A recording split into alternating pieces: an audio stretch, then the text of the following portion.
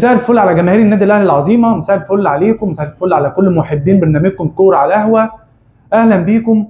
النهارده هنتكلم في حاجات كتيره جدا، هنتكلم في حاجات حصلت كتير تخص اتحاد الكوره ورسميا النادي الاهلي في الكونفدراليه ونادي الزمالك في دوري الابطال، وهنتكلم في تعيين الحكم عصام عبد الفتاح رئيسا للجنه الحكام، وكمان كابتن شوقي غريب لمديرا فنيا لاتحاد الكوره.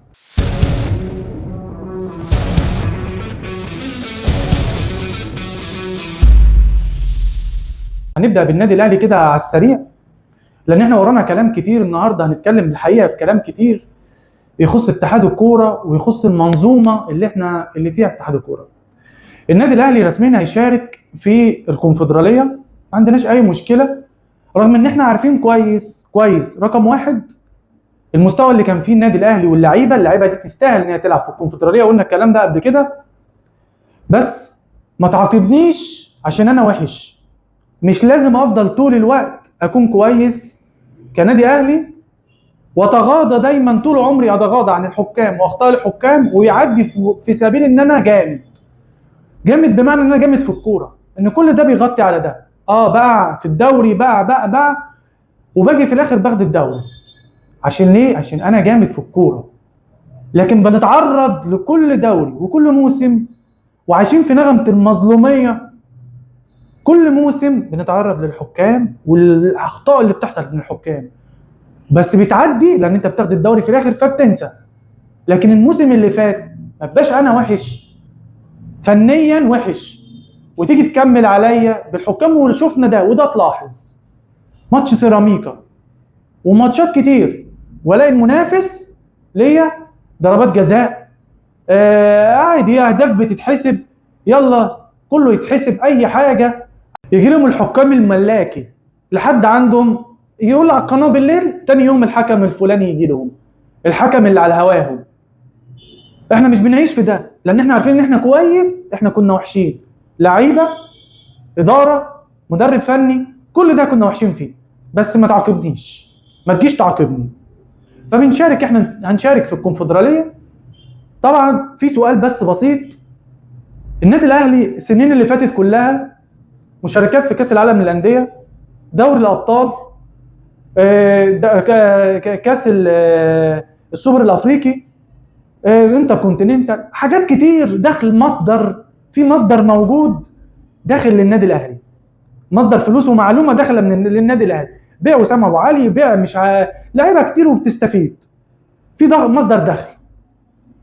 فبالتالي انا لو عليا حاجه بحلها، لو عليا اي فلوس بدفعها.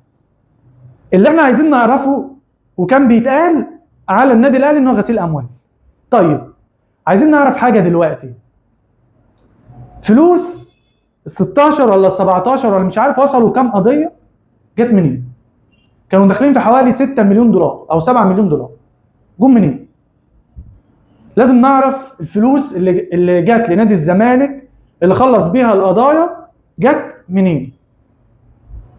جابهم منين؟ خلص القضايا ازاي؟ قول لنا يا عم على الحل، قول لنا الحل. يمكن الاهلي يعني بعد الشر يعني ان شاء الله يمكن نقع في مشكله ولا حاجه زي كده، فقول لنا اتصرفت ازاي؟ ظبطت الدنيا ازاي؟ ويتقال على النادي الاهلي ان هو الننوس وان هو نادي الدوله. باي منطق؟ فين العقليه وفين الدماغ؟ باي منطق؟ قول لي فين المنطق وفين العقليه، فين دماغك وانت بتقول ان النادي الاهلي نادي الدوله؟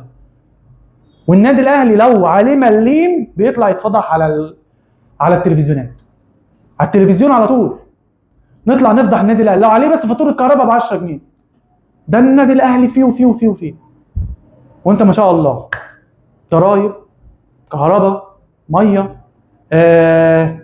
لعيبه، عود لعيبه، واكل حقوق ناس. نادي فاسد يا جماعه. مش عارف ازاي بجد، مش عارف ازاي ده النادي ده بجد. الناس عندهم يعني استحي شويه، بتشجعوا نادي فاسد بياكل حق اللعيبه، وتيجوا تقولوا في الاخر ده نادي الاهلي نادي الدوله. ازاي؟ باي منطق؟ انت شايف نادي بياكل شركه، انت شغال في شركه بتاكل حقوق الموظفين، انت كده بتبقى مبسوط عن الشركه اللي انت شغال فيها؟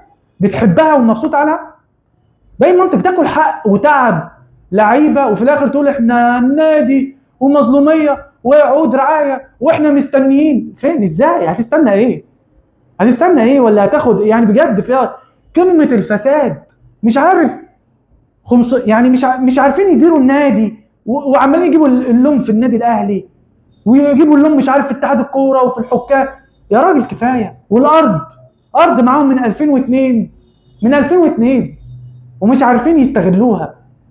مش عارفين يستغلوها ولا عملوا فيها اي حاجه. وفي الاخر النادي الاهلي ولا نادي فاسد؟ فين اديني المنطق؟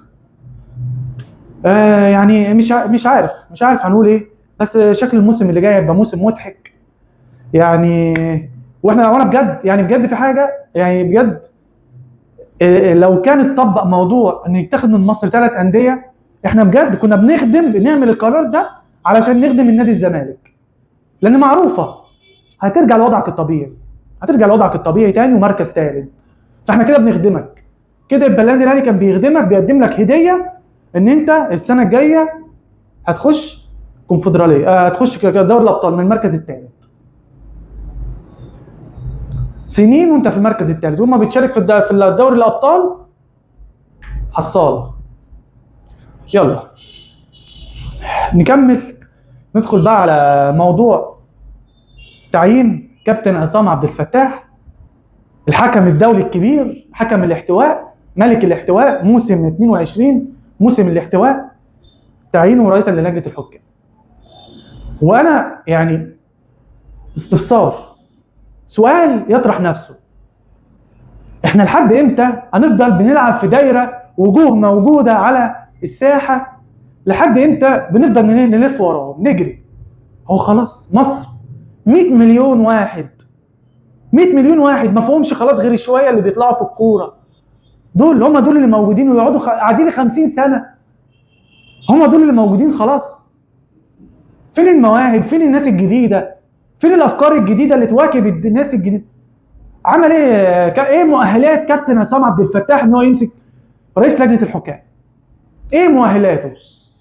درس ايه؟ طور اداؤه في ايه؟ خد ايه دولي مثلا عشان يعرف ايه الجديد في التحكيم، او ان انا اطور منظومه التحكيم اللي جايه، او هفيد الحكام اللي معايا اللي جايين؟ ولا انا داخل الموسم بواحد احنا يعني انا مش فاهم واحد مسك 22 وفشل ارجع اجيبه تاني؟ يعني خلاص مفيش حكام، مفيش ناس يعني بجد، مفيش ناس جديده، مفيش وجوه جديده، مفيش كفاءات خلاص، مفيش.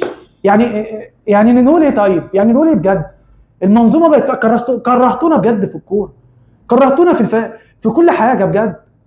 نفسنا في كوره، نفسنا نشوف كوره نفسنا نخش نتنافس في الملعب بكل حياديه، نفسنا نلاقي الدوري لحد اخر جوله لا احتواء ولا تحكيم بضلالي ولا يوجه الدوري ولا اي حاجه. نفسنا في كده، نفسنا الدوري يبقى دوري نظيف كفايه. يعني بجد محدش فاهم حاجه، بجد محدش فاهم بيعملوا ايه.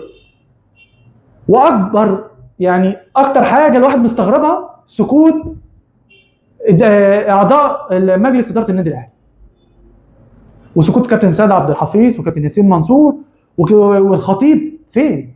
يعني انت مستني لما الدوري يبدا والدنيا تعك ونرجع بعد كده نقول لا ونصيح ونطلع؟ طب ما قدامك، اعترض من دلوقتي، يلا اعترض، نزل بيان واعترض، قدم احتجاج، قول مش هشارك في الدوري واحنا وراك.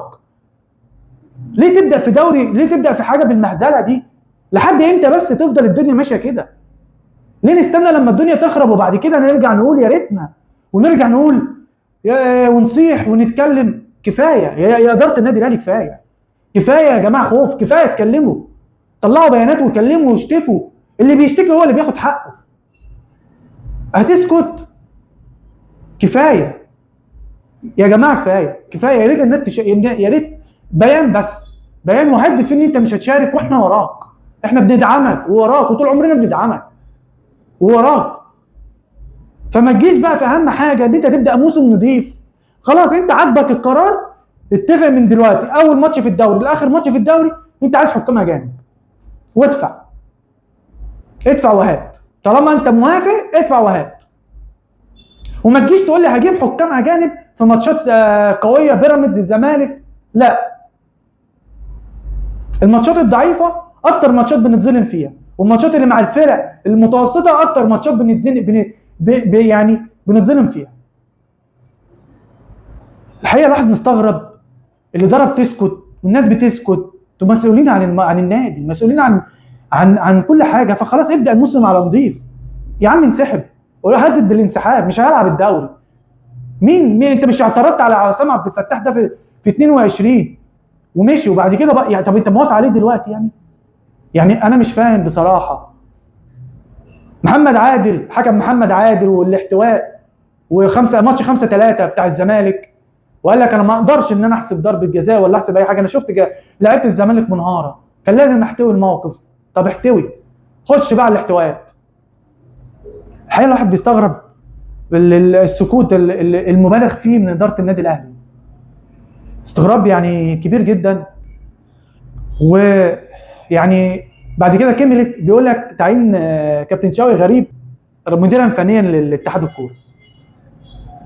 يعني انا مش فاهم فين الشباب، فين الناس، فين الكفاءات، وفين الناس اللي انتوا بتعدوها لقدام. ايه عمل ايه كابتن شوقي غريب؟ عمل ايه؟ ليه لما واحد بيتحط في منصب ما يجيبش ناس كفاءات؟ لازم اجيب الحبايب، لازم اجمع الحبايب، ايا كان بقى الحبايب دول عملوا ايه. يعني بجد الواحد بيستغرب بجد يعني على اللي بيحصل والمنظومه وكل حاجه بجد. لحد امتى هنفضل كده؟ لحد امتى المنظومه هتفضل كده وماشيه بالكفاءه، بالحبايب مش بالكفاءات؟ يا جماعه يعني نفسنا نتفرج على كوره نظيفه، نفسنا المنظومه تبقى كويسه. مش عارف نقول ايه بجد. يلا هنشوف، شكله موسم مضحك وشكلنا داخلين على يعني لازم الدوري المصري يبقى عليه شويه حبشتكنات من فوق كده وشويه بهارات. ما ينفعش الدوري المصري يبقى كوره فقط، لا الدوري المصري لازم يبقى فيه حوارات. استنونا ان شاء الله في الحلقه اللي جايه. ما تنسوش سبسكرايب ولايك وشير لو عجبتكم الحلقه، واستنونا ان شاء الله برنامجكم المفضل كوره على قهوه. سلام.